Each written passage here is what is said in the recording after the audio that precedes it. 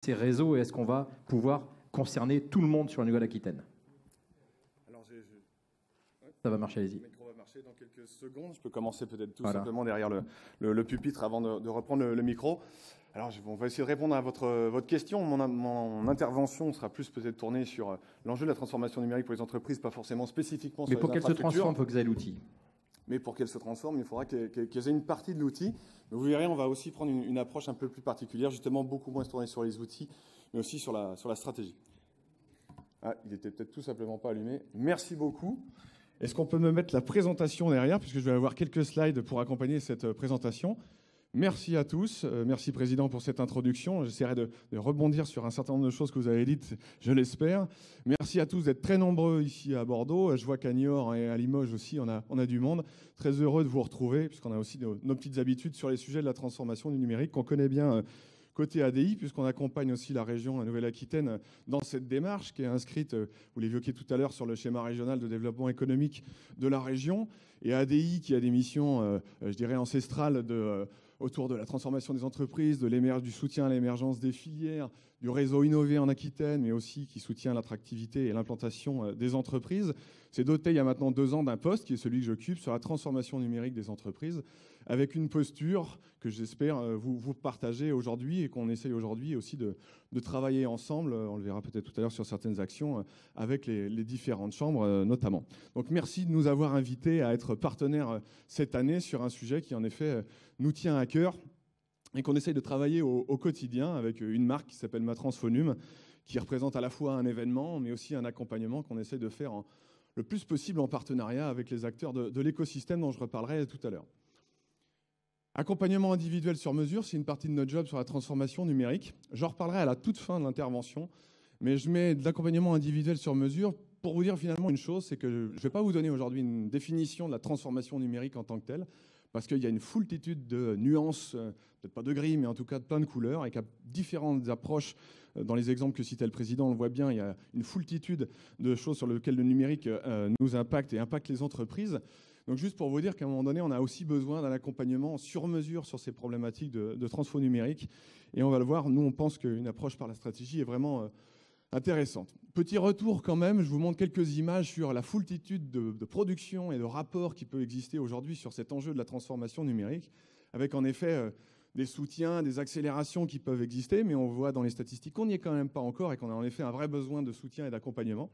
Vous le voyez, que ce soit des acteurs publics, l'État, le Césaire Aquitaine qui avait fait un rapport, BPI, La Poste, j'en passe. Tout le monde y est allé de son sujet depuis maintenant un certain nombre d'années et la notion de transformation numérique est sur toutes les lèvres. Tous les secteurs commencent aussi à prendre en compte ce que on a vu des nouveaux entrants arriver dans le tourisme, dans le monde de l'audiovisuel, du cinéma, mais maintenant il y a de plus en plus de secteurs qui sont touchés par ça, y compris les professions intellectuelles d'ailleurs, puisqu'on voit de plus en plus, y compris peut-être finalement l'avocat, le juriste, l'expert comptable, nous, accompagnateurs, finalement on sera peut-être encore plus touchés par ça que la personne qui va être maçon, femme de ménage, qui ne sera pas mise en relation de la même façon avec son employeur final, mais la nature de son travail, les compétences qui seront demandées seront peut-être moins impactées, peut-être que des professions intellectuelles demain, on le verra tout à l'heure. Donc finalement, je mets tous aux abris et en même temps, allons-y tous, c'est-à-dire qu'il y a en effet peu de secteurs qui ne vont pas être impactés par le numérique. Donc il faut vraiment prendre le sujet à bras-le-corps, même si là c'était un exemple touristique. Je vous montre un exemple aussi lié plutôt à des logiques de commerce connecté, qui fait écho d'ailleurs à une compétence chez Digital Aquitaine. Commerce connecté, renversement de perspective pour les magasins. Alors vous allez me dire c'est très B2C, on a aussi un tissu ici en Aquitaine qui est B2C, mais aussi beaucoup de B2B. Mais je vous ai montré cet exemple pour justement montrer qu'à travers la problématique du commerce que vous avez connue vous-même par le e-commerce, qui a fait que vous êtes... on a un petit peu de monde, c'est pas grave, c'est pas grave. Ça mettait de l'ambiance, mais je continue. Que cette dimension du commerce nous démontre une chose, c'est qu'on a un vrai renversement de perspective où en effet les usages domestiques, nos petites habitudes ont fini par impacter très fortement la façon dont on va adresser, communiquer, livrer un produit et que tous ces grands usages et ces nouveaux standards finalement que l'économie numérique fait émerger finit par avoir un impact sur tous les types de secteurs d'activité. Et y compris les entreprises les plus B2B industrielles vont subir cet impact-là très fortement. On en reparlera tout à l'heure dans l'approche. On aura des témoignages d'ailleurs. Oui, voilà, exactement. Il y aura plein de témoignages tout à l'heure. Est-ce que ça intéresse vraiment les entreprises, cette transformation numérique? Alors là, je vous ai mis des statistiques qui commencent peut-être un petit peu à dater. J'aurais pu vous en mettre des différentes, c'est pas très grave. L'important, c'est de montrer que tout le monde pense qu'en effet, la transformation numérique est un vrai sujet. D'ailleurs, vous êtes très nombreux dans cette salle aujourd'hui, et peut-être dans la salle à côté, on peut leur faire un coucou à eux aussi. Par contre, ça concerne plutôt les autres, quoi. C'est-à-dire qu'on a encore aussi un peu de tendance à remettre ça pour le lendemain. Le numérique, c'est embêtant, ça questionne plein de choses dans l'entreprise, c'est du changement, c'est des grands bouleversements. On ne comprend pas tout, on pense que c'est un truc de geek, chacun a son approche du numérique, c'est un peu compliqué. Donc les chiffres ont tendance à nous montrer que finalement, la transformation numérique évoquée en tant que telle, comme un sujet ou un axe stratégique pour l'entreprise, ça ne passionne pas toujours les foules, quoi. Donc il y a peut-être aussi un autre axe sur lequel l'évoquer.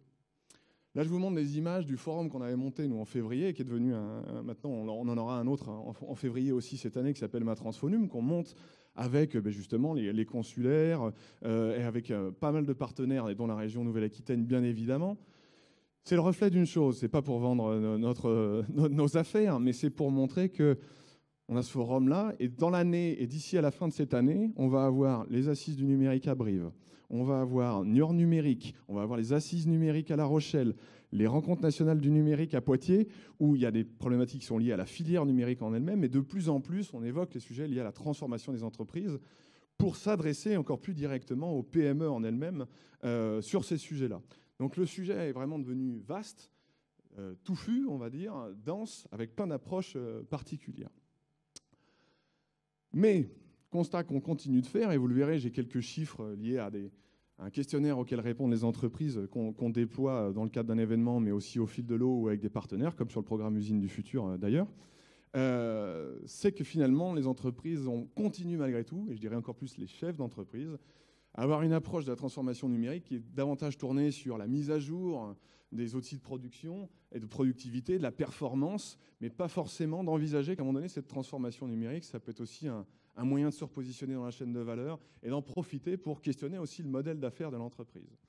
Comme le ferait, et on le verra tout à l'heure, peut-être une start-up numérique qui, elle, se dit « je vais peut-être m'attaquer à une chaîne de valeur, par où je rentre ?» C'est quoi la brèche d'usage, la brèche technologique par laquelle je peux rentrer et peut-être me créer mon marché? Sur les outils numériques déployés, si on regarde, là c'est un panel à peu près de 200 entreprises en Nouvelle-Aquitaine, alors plutôt sur un périmètre malgré tout assez aquitain, mais en Nouvelle-Aquitaine, si on regarde les outils qui ont été déployés entre les sites web, les réseaux sociaux, le CRM, les logiciels de gestion, etc., on est sur des chiffres qui sont assez communs par rapport, on va dire, à la France. Mais finalement, cette question des outils, elle ne nous dit pas grand-chose. C'est-à-dire qu'un site web, pour proposer quel service, pour vendre quoi, comment par rapport à la concurrence, etc. Ça, ce sont peut-être les vraies questions. Et ce taux, finalement, d'outils ne nous dit pas tant que ça grand-chose sur les entreprises. Donc tout ce qui nous paraît vraiment essentiel à faire passer comme message, et on questionnera peut-être ça tout à l'heure, selon qu'on est une TPE, une PME, une PMI, une ETI ou un grand groupe, on pourrait se dire qu'on n'aborde pas forcément de la même façon, mais nous on pense quand même qu'à un moment donné, la transformation numérique, c'est un bon moment dans la vie d'une entreprise, que ce soit dans un cadre reprise ou transmission, ou en tout cas au quotidien de l'entreprise, que c'est un bon prétexte pour se questionner aujourd'hui stratégiquement sur les opportunités de l'entreprise, et qu'avant de se questionner sur les outils qu'on va déployer et voir comment on va être aidé, on a un besoin impératif de passer par une case stratégie forte. Ce qui n'était peut-être pas non plus dans le disque dur de tout le monde de se dire la transformation numérique peut être un point d'entrée pour vraiment questionner la stratégie de l'entreprise.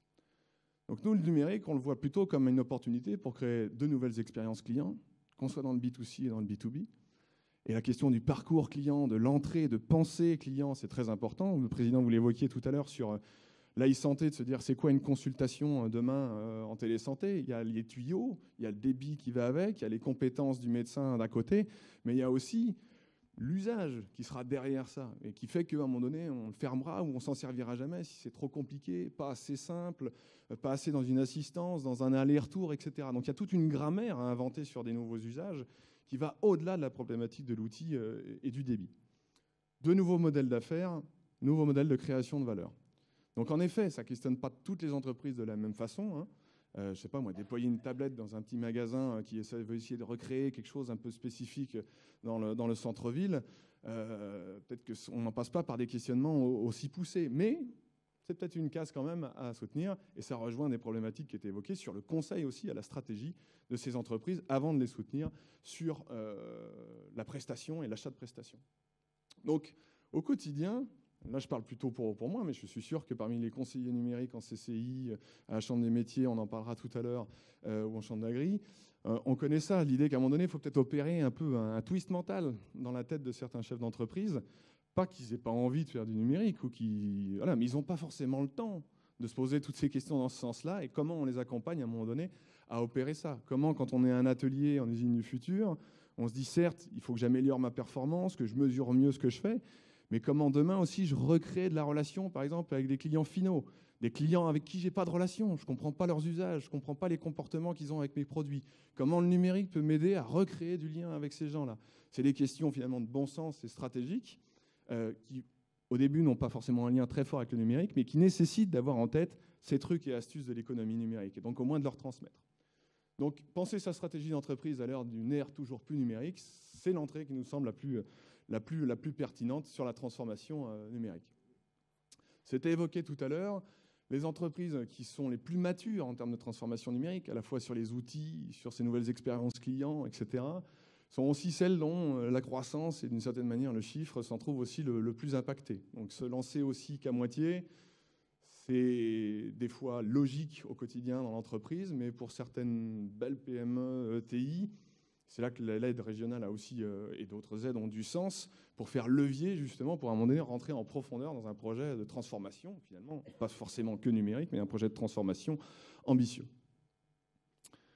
Donc on parle d'optimisation stratégique. Je ne vais pas vous lire tout ce qu'on met dans les slides, hein, mais les questions qu'on pose d'abord, c'est comment on identifie les nouveaux entrants sur son nouveau marché, comment à un moment donné on se questionne plutôt sur l'interface de l'entreprise avec son marché, avant de poser les questions de back-office, de système d'information, etc. Il faudra évidemment se les poser, c'est extrêmement important, parce qu'on ne pourra pas s'appuyer sur des fondations pas solides. Mais il est nécessaire que ce discours-là, on le tienne et que ce soit le chef d'entreprise qui puisse le plus possible et le transmettre et en même temps l'adopter.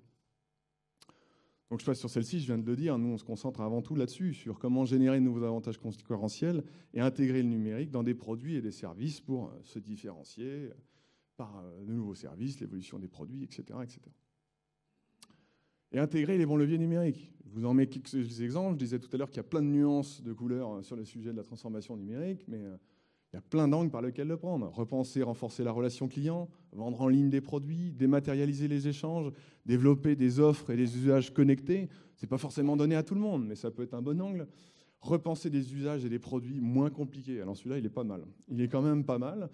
Être très centré sur l'utilisateur et se poser la question du parcours que vont vivre les différents clients dessus. Comment améliorer toujours plus ça? Organiser une rupture sur son marché traditionnel, diversifier le modèle économique, etc. Donc finalement, on pose des questions qui ne sont pas si digitales que ça, qui sont profondément stratégiques, mais en essayant de s'inspirer évidemment de ce dont on fait sur le numérique. Je vous l'ai dit tout à l'heure, pas besoin de revenir très très fortement sur cette slide qui sera de toute façon à disposition, j'imagine, plus tard. Une entreprise B2B, elle ne peut plus aujourd'hui se penser essentiellement en B2B. Elle est obligée d'imaginer différentes pistes qui la rendraient soit plus B2C, soit plus B2B2C, mais de se poser en tout cas des façons, dans la façon de créer du service pour ses distributeurs, de retoucher le client final potentiellement, pour à un moment donné arrêter de vivre à l'aveugle finalement, et de créer les conditions pour pouvoir un peu mieux observer l'usage qui est fait de ces produits, la façon dont on se situe dans un écosystème industriel, et pouvoir itérer là-dessus. Je vous mets quand même une slide qui permet de se dire que la transformation numérique, c'est quand même plusieurs leviers. C'est en effet l'évolution des produits et services de l'entreprise. Au final, c'est quand même ça qu'on va finir par changer, même si c'est le service dans la relation client qui aura été facilité, parce que je vois l'addition qui est juste devant, mais du coup, ça me fait penser. Tout à l'heure. Il nous en parlera tout à l'heure. Moi, je ne vais pas rentrer dans les détails, mais la relation client et évidemment tout ce qui est plutôt back-office sur le process, les outils à déployer dans l'entreprise et à faire comprendre aussi dans l'entreprise. Et puis, il est plus bas, mais il est problématique parce qu'il touche le sujet aussi de l'humain qui a été évoqué tout à l'heure.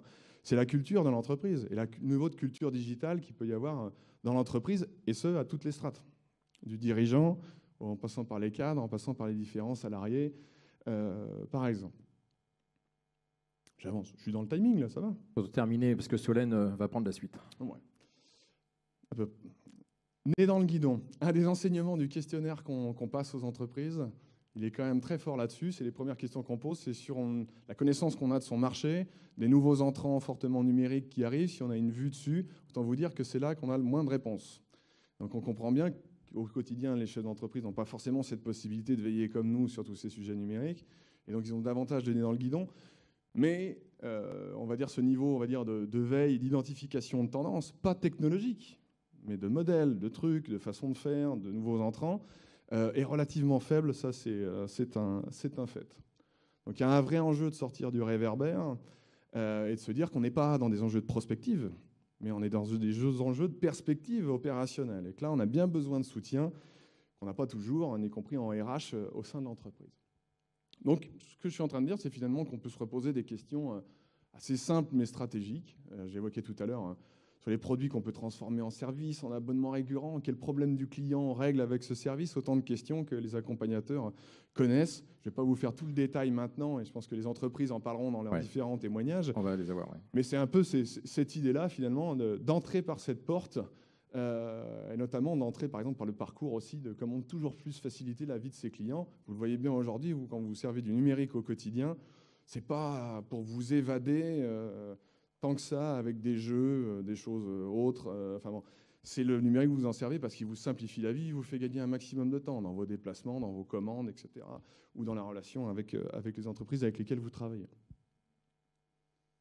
Donc maximisation de l'expérience client, c'est un bon angle d'entrée, puisque c'est aussi là qu'il y a d'énormes brèches par lesquelles les fameux disrupteurs, uberisateurs, appelons-les comme on veut, arrivent. Parce qu'il y a des brèches partout dans les chaînes de valeur, des brèches en termes justement de relations clients, d'usage technologique, dans lesquelles rentrer. Donc identifier quelles sont les brèches aussi sur son secteur et sur les chaînes de valeur sur lesquelles on se positionne, c'est un exercice particulièrement intéressant et important à faire.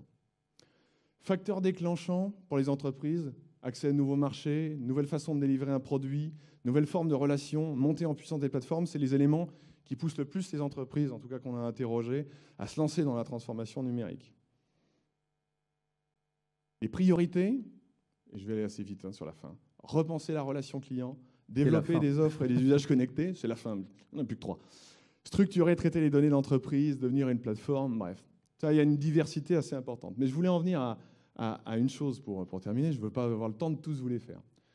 C'est qu'à un moment donné, là je vous mets une slide où on se dit que ça a du sens, à un moment donné aussi, quand on est une entreprise traditionnelle, de se dire si moi j'étais une start-up, comment je m'y prendrais. Donc les questions que j'ai évoquées juste avant, c'est un peu ça. Sur la façon dont en effet je pourrais attaquer ces différentes brèches, mais aussi sur un certain nombre de freins. Et si on parle souvent des startups parce qu'elles sont agiles, parce qu'elles ont une autre façon de faire, une autre culture, il est intéressant de regarder les freins évoqués par les entreprises de Nouvelle-Aquitaine qui ont répondu à ce questionnaire sur la transformation numérique. Le financement de la transformation, le manque d'accompagnement et une stratégie claire, ils identifient que c'est vraiment un frein pour eux pour se lancer dans cette transformation numérique. En même temps, en regardant le questionnaire, ils voient un lion dessus, ils se disent qu'on est un peu la région. C'est pas très étonnant qu'ils nous disent qu'ils aient besoin de plus d'accompagnement et de financement, même si évidemment c'est vrai. Mais ce qui est intéressant sur cette slide, c'est de voir qu'un certain nombre de freins, par contre, ne sont pas du tout évoqués comme étant problématiques. Et là, on a des entreprises de toute taille, des très petites et avec des très grandes. C'est que la peur du changement, c'est pas un problème. Le management, c'est pas un problème. En plus, c'est le chef d'entreprise qui répond au questionnaire. La méconnaissance des business models de l'économie numérique, ouais, un peu, mais pas tant que ça finalement. Un projet fédérateur pour l'équipe, non plus, c'est pas un problème. Et la culture de l'entreprise, non plus, c'est pas un problème. Et là, on voit bien qu'il y a un souci qui renforce encore une fois le fait de se dire qu'on a une appréhension des sujets numériques qui est vraiment très technique, alors qu'en fait, on questionne une transformation plus globale de l'entreprise. Et ces indicateurs nous le démontrent. Donc, ça nous montre une chose, c'est qu'il y a un vrai intérêt, et vous allez entendre parler de plein d'exemples tout à l'heure d'entreprises qui ont été très certainement accompagnées, mais c'est que l'accompagnement, à un moment donné, qu'il soit public, au sens des agences, des chambres qui sont aujourd'hui organisatrices de cet événement, faut pouvoir aller toquer à la porte. Mais même sur le public, on le voit, à un moment donné, le besoin en conseil stratégique, pas en conseil pour déployer, mais en conseil stratégique est extrêmement fort. Et donc, qui peut m'aider? On l'évoque là aujourd'hui. Il y a évidemment des agences comme la nôtre, Mais il y a évidemment les consulaires, les conseillers numériques qui sont sur les territoires et qui sont peut-être évidemment dans la salle, mais aussi à Limoges et à Niort. Je sais pas, je pense à Claire Dalstein, très certainement, qui doit être à Niort. À Limoges, je pense aux gens évidemment d'ADI, mais aussi au CCI, tous ces acteurs qui sont présents ici, qui sont là aussi pour accompagner les projets d'entreprise. Et le président l'a dit tout à l'heure, mais il y a aussi tout un écosystème numérique et des filières numériques. Et les clusters, entre autres. Digital Aquitaine, mais aussi le SPN en Poitou-Charentes, Alyptic sur le territoire de l'ex-Limousin. Et puis plein d'autres acteurs, Digital Bay, Cybercorez. Il y a une foultitude d'acteurs qui peuvent être là pour accompagner les acteurs. Et il y en a une notamment aussi qui pourra nous dire si je dis un peu n'importe quoi, si on parle plutôt des TPE. C'est Solène Di Paolo qui est avec nous et qui est une experte numérique à la Chambre des métiers, qui peut peut-être aussi nous apporter, elle, qui va vous rejoindre d'ailleurs. Solène, merci de nous rejoindre. Sous applaudissements, Solène Di Paolo de la Chambre des métiers. Merci Antoine Chautard. Je crois qu'on a déjà perçu, et c'est, je pense, une introduction, on vous a fait accélérer, mais qui était nécessaire sur justement, en fait, c'est quoi? C'est un levier. Donc on va parler de ça. Vous avez 5 minutes. Il y a beaucoup de territoires. Passer au commerce